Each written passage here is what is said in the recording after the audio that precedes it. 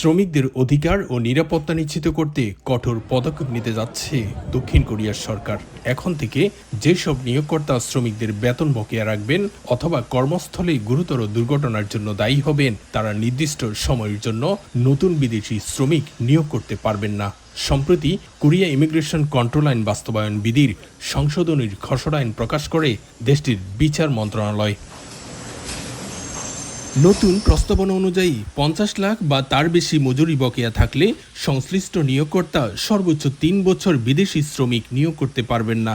এছাড়াও শ্রমিকের মৃত্যু বা গুরুতর শিল্প দুর্ঘটনার ক্ষেত্রে প্রতিষ্ঠানকে 1 থেকে 3 বছর পর্যন্ত বিদেশি শ্রমিক নিয়োগে নিষেধাজ্ঞার মুখে পড়তে হবে। বিদেশি শ্রমিকদের অধিকার ও নিরাপত্তা নিশ্চিত করতে সরকারের এই উদ্যোগকে স্বাগত জানিয়েছেন প্রবাসী বাংলাদেশিরা। আমরা প্রায় কোম্পানিতে ঠিকভাবে বেতন পাই না, তো এই সমস্যাগুলো আমাদের দৈনন্দিন হয়ে পড়ছে। এখন সারা মাস কাজ করার পরে, হাড় ভাঙা পরিশ্রম করার পরে যখন মাস শেষে বেতনটা যখন পাই না, তখন মনটা আসলেই খুব খারাপ হয়ে যায়। আমাদের মতো ভুক্তভোগীদের জন্য সরকার যে নতুন নিয়ম চালু করেছে, সেটা আমাদের জন্য অনেক বড় একটা আইন আর কি। এই মুহূর্তে এই আইনটা আসলে খুবই দরকারি ছিল, যেটা কোরিয়ান প্রবাসীদের জন্য খুবই চমৎকার, বিশেষ করে মানসিক প্রশান্তির জন্য আমি মনে করি দারুণ একটা পদক্ষেপ হয়েছে। সামনের দিকে আমরা আশা করি আরও শ্রমিক বান্ধব আরও ভালো ভালো আইন আসবে।